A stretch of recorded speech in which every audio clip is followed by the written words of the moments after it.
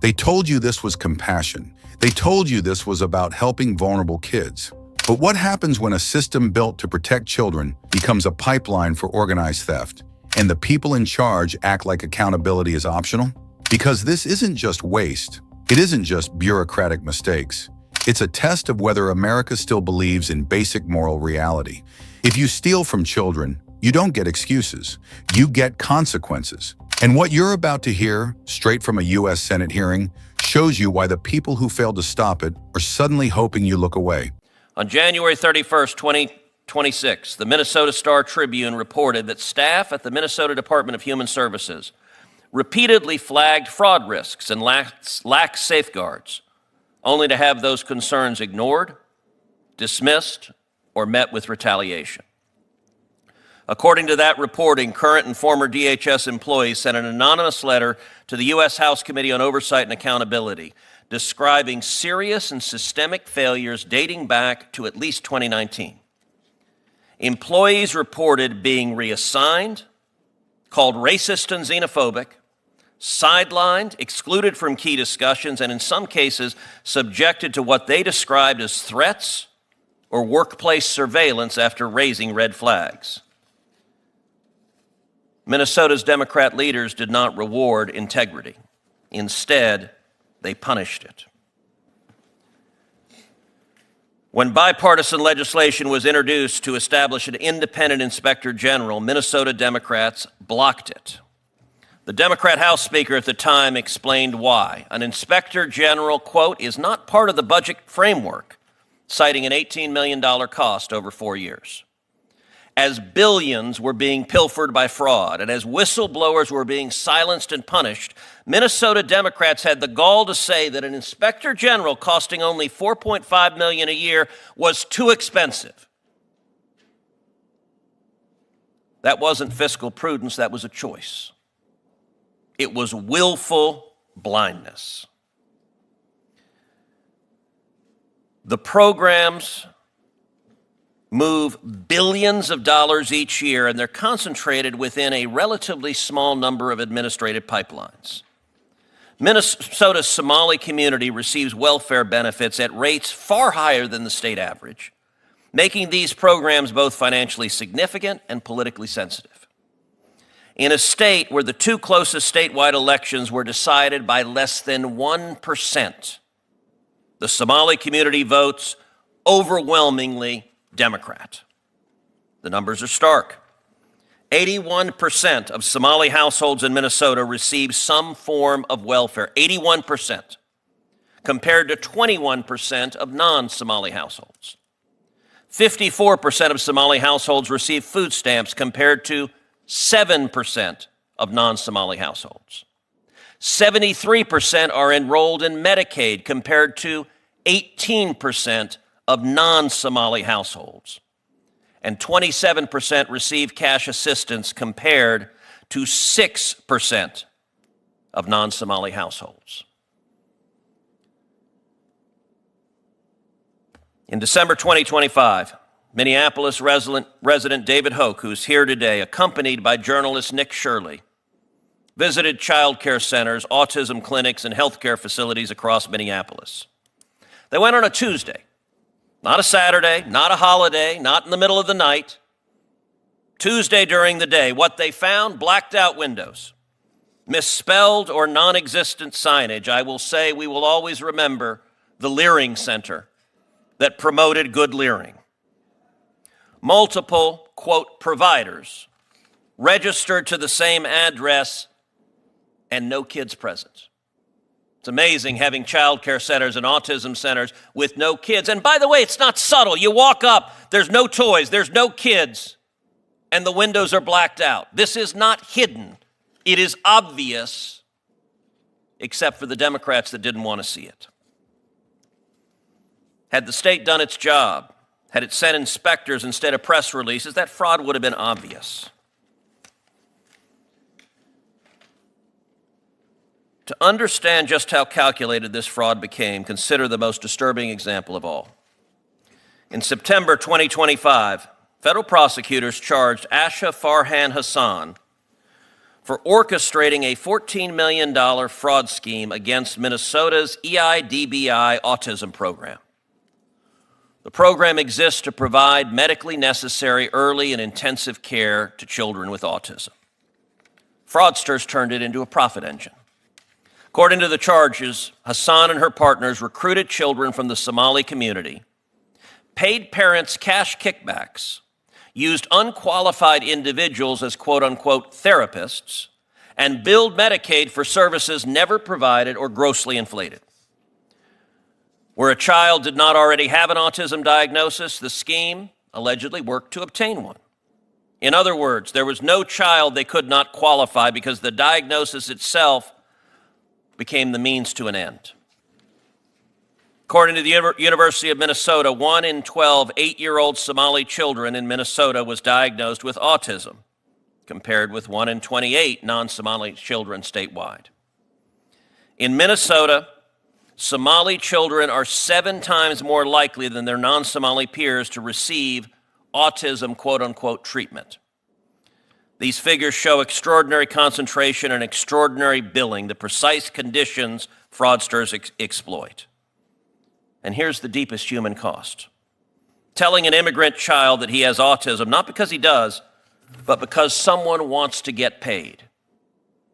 Imagine the weight of that diagnosis on parents who may not speak English fluently, who trust authority, who believe the government would never lie about their child's health.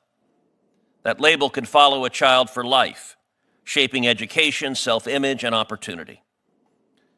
Doing that for financial enrichment is not merely fraud, it is the deliberate exploitation of children and the calculated betrayal of parents.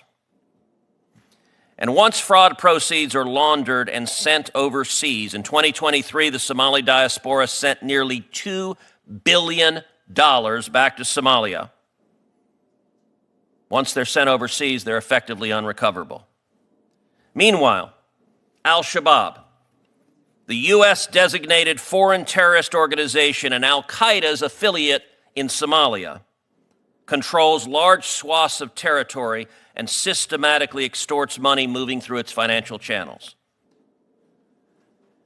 When billions of dollars are stolen from U.S. welfare programs and sent abroad, there is no credible way to ensure those funds do not enrich jihadists within Al-Shabaab.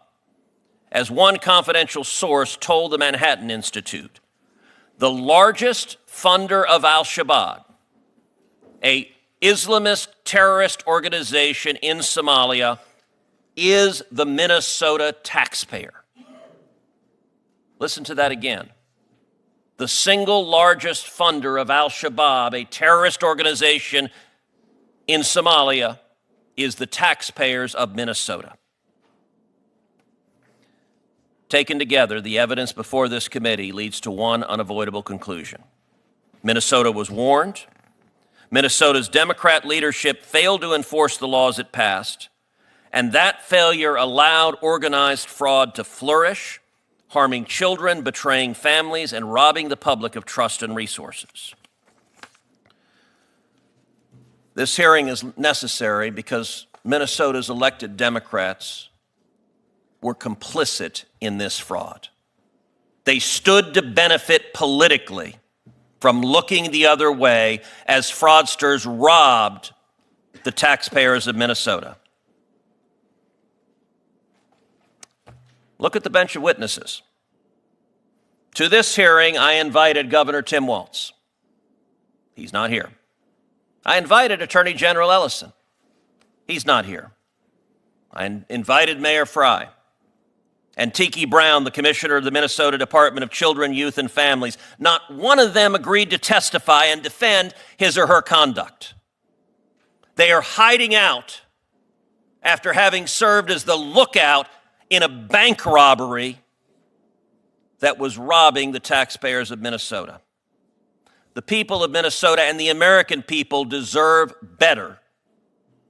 And not a one of these Democrats has given any credible excuse why they're terrified to answer questions. Let's confront the reality head-on. What you just watched wasn't a policy debate.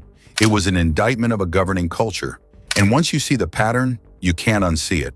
First came the warnings. Not one warning, not two, Years of warnings, journalists, auditors, internal staff, raising red flags like flares in the night, trying to force the people in charge to look at what was happening right in front of them.